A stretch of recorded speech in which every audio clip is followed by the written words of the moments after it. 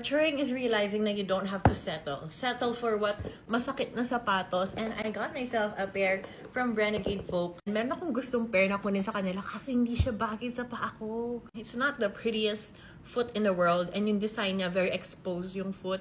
So, na-humble ako kanina nung nasa store ko. Buti na lang mababait yung mga tao. If you have wide feet like me, I recommend sizing up. Yun din yung recommend nila. I'm usually a 39 or like a 9. Pero I got a 10 sa sizing nila. Kasi medyo skinny legend kapag true to, like, exact size mo yung kinuha mo.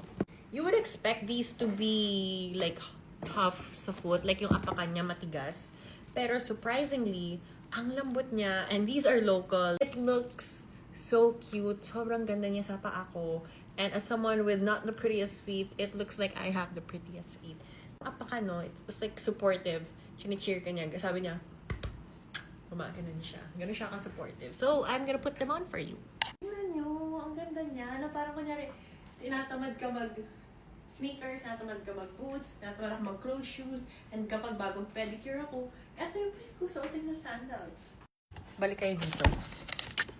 Pag-uusapan natin yung mga worry. With these type of sandals, yung mga mas-strap, maganyan, more chances of paltos kasi ang daming logistics na pwedeng kumaskas na ouch. Pero all of the edges of these soft, genuine leather to by the way.